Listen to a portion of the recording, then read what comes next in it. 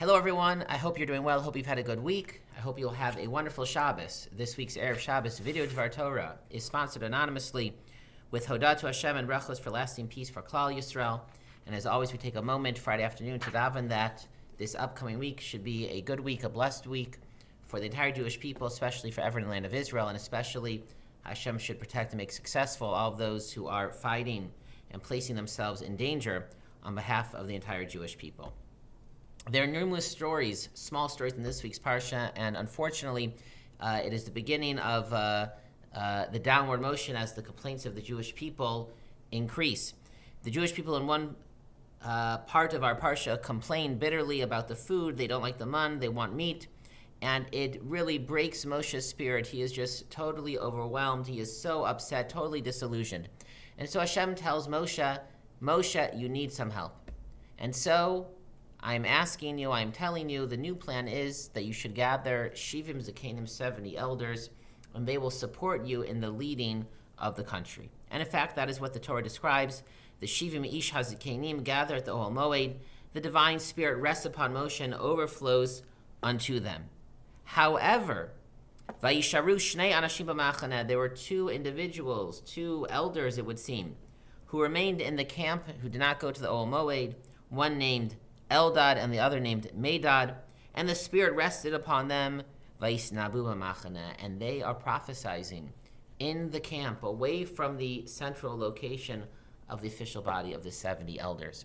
And this, to some, was incredibly troublesome. It was almost an act of rebellion against Moshe and the Zekanim. And so one Na'ar runs to Moshe and says, Adoni Moshe, Moshe, they are prophesizing in the camp. Yoshua comes to Moshe. And he says, Adoni Moshe Klaim, throw them in jail. What are they doing? They're undermining your authority. How can they prophesize without your permission? Vayomer Moshe, but Moshe says to him, do not be jealous on my behalf. Do not be zealous on my behalf. Umitein kol am Hashem nevi'im. Hitein Hashem es rucha alehem. May God make the entire nation prophets as he has placed his spirit upon them, upon Eldad and Medad. Who were Eldad and Medad? Why were they left remaining in the camp? Rashi quotes the Medrash, which explains, the Gemara, which explains that every tribe presented 6 Zekanim, 6 elders who are worthy to be in the group of the 70 elders, what we later would call the Sanhedrin. But of course, if you take 6 elders from each tribe, 6 times 12 is 72, so there would be 2 elders that would not be able to be included. And so there was a system of drawing lots, which of the 72 would be included in the 70, and which 2 would be left out. And Eldad and Medad lost the lottery, even though they were worthy, they were fitting to be in the Sanhedrin. And so they remained back in the camp, but nevertheless, Hashem's spirit was upon them, and they were able to receive this prophecy. And thus, the question presents itself. If Hashem knew that by choosing the number of 70 would cause this problem by forcing 2 people who are worthy to be left off the list and force them to not be included and leave them in the camp, which would seem as a rebellion and dangerous to Yeshua and others, why didn't Hashem just choose that the Sanhedrin should be 72? And then there could be an equal number of 6 Zekanim from each tribe, and there wouldn't be a problem. Why did Hashem set up the system so that there would be this inherent tension? If Hashem did so, then it must be, this is exactly what Hashem wanted. Hashem wanted that there would be 2 people who, even though they are worthy to be prophets and to be members of Sanhedrin, would be forced to not be included and to remain back in the camp. Why? Why would Hashem do that? Why would Hashem create this problem, create this tension, create this knot in the system? Perhaps the explanation is as follows. The purpose of the 70 Zekanim was not just to give Moshe more support so there'd be more people helping and running of the nation. It was a fundamental shift. The responsibility would not now just lie upon one person or even several individuals, but there would be an institution. There would be a system. There would be an organization. There would be the Sanhedrin, which included 70 elders whose names we do not know. And when you have such an organized system, a certain amount of spiritual bureaucracy, that calms things and that settles things, that lowers the intensity of the emotional relationships between people. Because it would no longer be between a person and a person, but between a person and a system and an organization, an institution. And while there are advantages to have such an organization, there of course are disadvantages. Because now there is no longer the same face-to-face connection. There is no longer the same personal inspiration and direction. And that is why Hashem said, we will make a system to help you, Moshe. But there always must be some people outside of the system. Eldad and Medad, we know their names. This is a Canaan we do not know, but Eldad and Medad represented the people who were still in the camp, who interacted directly with the people, who people saw and knew personally, who provided personal, spiritual inspiration, charisma in the best way.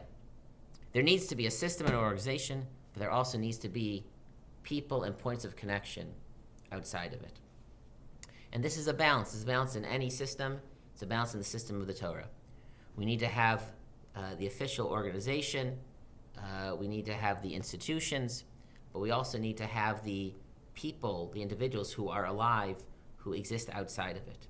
And this is a tension, a balance that plays out on a communal level, but it is also a balancing that happens within each of us.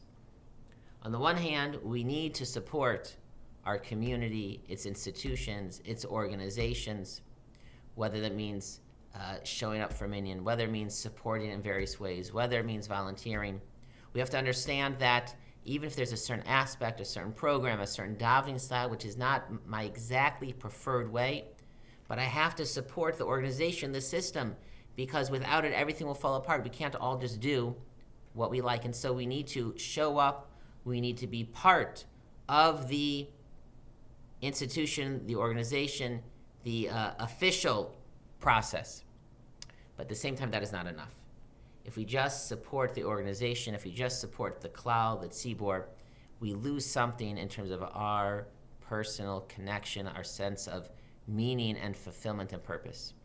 And we also need, like Eldad and Medad, in the machane, in the camp, outside of the official systems, to find those things that speak to me personally, those experiences that inspire me. Sometimes I may find them by complementing things from other organizations, other communities. That is totally fine and healthy. Sometimes it is something that I will find myself, my own learning, my own way to speak to Hashem outside of regular davening. But we all need to have that individual, personal connection. It is always a balance between the tzibur, the community, and the yachid, the individual. That was the balance between the zakenim and Eldad Umedad. And may we all find that right balance. May we all be part of something that is bigger than us. The Sanhedrin, the zakenim, the Jewish people, the community, the organization. And may we also find that which speaks directly to our heart and soul, something that is part of my personal connection to Hashem, to the Torah, to the Jewish people. With that, may we all merit the blessing, the wish, the hope of Moshe Rabbeinu, meeting Kol Am Hashem Nevi'im. May we all be inspired by the spirit of prophecy. Ki Tein Hashem Es Ruach Aleichem. And may we all feel the spirit of Hashem settle upon us. Good Shabbos, everyone, and Shabbat Shalom.